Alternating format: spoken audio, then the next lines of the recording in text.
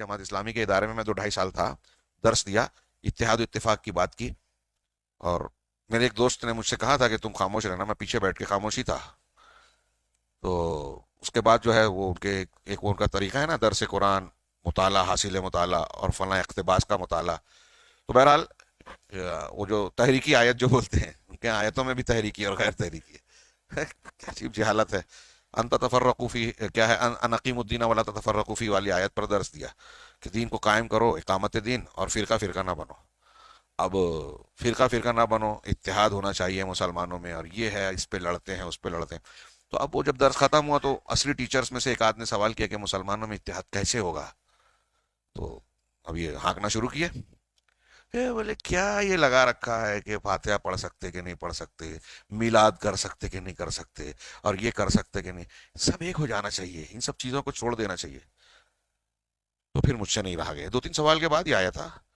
میں نے کہا سر، یعنی جو دین قائم میں نے ان سے سوال کیا جو جواب دیے تھے، یہ بتائیے کہ اللہ تعالیٰ نے انبیاء کو جو دین قائم کرنے کا حکم دیا تو وہ دین کون سا ہے.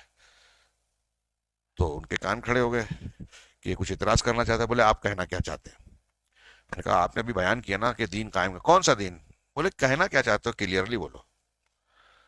تو میں نے کہا کہ کیا انبیاء کرام جو دین قائم کرنا چاہتے ہیں وہ جو ہے اس میں ایسا دین ہوگا کہ جس میں بدعت بھی ہو، شرک بھی ہو، تو قائم کرنا ہے. تو بولے ہم نے یہ کب کہا. میں پوچھ رہا ہوں نا. تو بولے ہم نے یہ کب کہا. میں نے آپ تو کہہ رہے ہیں نا ابھی کہ میلاد پڑھ سکتے کہ نہیں پڑھ سکتے، میلاد کرو کہ نہیں کرو، یہ نہیں کرو کہ ہو جاؤ ایک. مطلب آپ یہ کہہ رہے ہیں کہ شرک کرو، بدعت کرو، ایک ہو جاؤ. بولے ہم نے یہ کب کہا. میں نے یہی تو کہا آپ نے.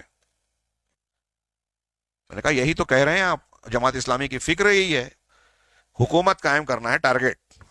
تو دعوت حکومت کے لیے طاقت چاہیے، طاقت کے لیے اتحاد. تو اب وہ اتحاد حکومت کے لیے جو ہوگا اس میں توحید کی کوئی گنجائش کی ضرورت نہیں ہے، سنت کی اتباع. آپ نے توحید اور شرک کی بحث چھیڑی، سنت اور بدعت کی بحث چھیڑی، اختلاف آ جائے گا. کیونکہ تو میں نے کہا کہ جب آپ توحید بتاؤ گے جو تمام انبیاء کی دعوت کی بنیاد، ابتدا اور قرآن کی دعوت کا اور ہمارے پیدائش کا خلاصہ ہے، جب آپ توحید بتاؤ گے تو شرک کا رد ہوگا. جب آپ اتباع سنت کی بات کرو گے تو بدعت رد ہوگی. اور آپ کہتے ہو کہ اس سب پہ پڑھو ہی مت. تو کیا کوئی نبی ایسا دین پہنچایا یا دین کو قائم کرنے کا اللہ نے حکم دیا کہ اس میں شرک بھی ہو تو چلنے دو گاڑی. کسی نبی نے برداشت کیا. تو کہا کہ آپ یعنی کہنا کیا چاہ رہے ہیں کہ کیا ہم یہ، مطلب یار اللہ تک رسول صلی اللہ علیہ وسلم نے دعوت کا طریقہ بھی بتایا. میں نے بخاری مسلم کی حدیث سنائی، حضرت معاذ بن جبل رضی اللہ تعالیٰ عنہ والی. حضرت ابن عباس نے جو روایت کیا کہ جب یمن بھیجا اللہ تعالی رسول نے تو ان کو جو تلقین کی کہ آپ اہل کتاب کی ایک قوم کے پاس آ رہے ہیں، فلیکن اولا ما تدعوہم الیہم شہادۃ اللہ الہ الا اللہ، ہے نا. کہ یہ آپ نے پڑھی ہے کتاب التوحید میں، باب دعوت اللہ. ہاں، کہ جب تم اہل کتاب کے پاس جاؤ گے تو تمہاری سب سے پہلی دعوت کیا ہونی چاہیے؟ اللہ کے سوا کوئی معبود نہیں ہے. اور ایک روایت میں ان یوحد اللہ، کہ اللہ کی توحید کو قبول کرے. سب سے پہلے یہ دعوت دینا اللہ تعالیٰ، اللہ کے رسول نے معاذ بن جبل رضی اللہ عنہ کو بتایا، دعوت کا طریقہ بتایا کہ توحید کو دینا. اگر توحید کو مان لیں گے تو نماز کو بتانا. ہاں، یہ مانیں گے تو نماز کی باری آئے گی، نماز مانیں گے تو زکوٰۃ کی باری آئے گی. اس کا مطلب یہ کہ توحید نہیں مانیں گے تو نماز نہیں بتانا. یہ میں نے ان سے کہا. تو بیچ میں یہ گفتگو چل رہی ہے، بیچ میں اس میں سے ایک صاحب اٹھتے ہیں، ارے مولوی صاحب، مولانا چلیے اپن چائے پی کے آتے ہیں. میں نے کہا چلیے، میرا کام بھی ہو گیا ہے. وہ ایسا سمجھ رہے تھے کہ گڑبڑ ہو رہی ہے. ان کے ساتھ چائے پینے چلا گیا. تو راستے میں کہتے ہیں کہ آپ نے اس مسئلے کو امین رفع دین کے جیسا سمجھ لیا. تو میں اور غصہ ہوا کہ میں نے کہا یہ ہم اہل حدیث ہیں، کون سا مسئلہ کتنی اہمیت کا ہے اچھی طرح جانتے ہیں. اور میں نے کہا امین رفع دین کو آپ جس طرح حقارت کے ساتھ ذکر کر رہے ہیں، ہم اس کی تحقیر بھی برداشت نہیں کرتے، اس لیے کہ وہ رسول کی کہا میں کہاں حقارت کر رہا ہوں.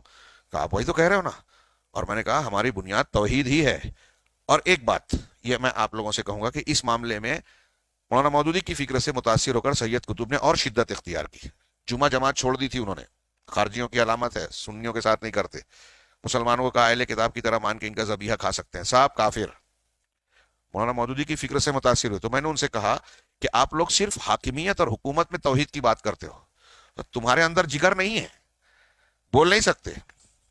ہاں، توحید کی بات، یہ میں کوئی اپنی ذات کو پیش نہیں کر رہا ہوں آپ لوگوں کے سامنے، اللہ بچائے. ہاں، یہ سمجھانے کے لیے وہ میں پورا بیان کر رہا ہوں. میں نے کہا کہ یہ آپ کیسی بات کرتے ہیں کہ قانون صرف اللہ کا چلے گا. آپ کہتے ہو حکومت میں صرف قانون اللہ کا چلے گا، دوسرے کا نہیں، ہے نا. ٹھیک ہے، ہم بھی مانتے ہیں، لیکن یہ بولنے کا جگر صرف اہل حدیث کو ہے آج کی تاریخ میں. کہا وہ کیسے؟ मतलब इस तरह से कि अहले हदीस ये कहता है कि किसी भी मामले में अल्लाह के सिवा का कोई कानून नहीं चलेगा। आप बोलते हो हुकूमत में चलेगा और हुकूमत में हमारी ताकत नहीं है, जहां ताकत नहीं है वहां बोलते हो कि हमारा कानून नाफिज करो। और जहां ताकत है, कबर परस्ती हो रही है, तकलीद हो रही है, कई जगहों पर कुरान हदीस के मुकाबले में बुजुर्गों का, इमामों का, मुफ्तियों का, उलमा का, माँ बाप का बनाया हुआ कानून चल रहा है, उनके इज्तिहादात चल रहे हैं, आप कहते हो ये भी सही और ये भी सही। तो जहां आप इस्लाह कर सकते हो, अल्लाह और रसूल के कानून को नाफिज कर सकते हो, समाज मुआशरे और घरों में आप नहीं कर रहे हो। आपकी मस्जिद में हनफियत शाफियत के नाम से चलेगा अल्लाह के कानून के मुकाबले में, हाँ? और हुकूमत में आप बोलते हो कैसे अल्लाह का कानून चलेगा? तो समझ में नहीं आती बात, कितना बड़ा तजाद है। आपकी तौहीद बहुत महदूद है। ला इलाहा इल्लल्लाह के माना को इन्होंने हाकिमियत की तौहीद में समेट दिया, वो चाहे मौलाना मौदूदी साहब हो, सैयद कुतुब साहब हो। मेरी बात समझ रहे हैं? हाँ, ला इलाहा इल्लल्लाह में हाकिमियत की भी तौहीद है, इबादत और दूसरे इताअत की भी तौहीद है, पूरे जिंदगी के तमाम गोशों में तौहीद को घेर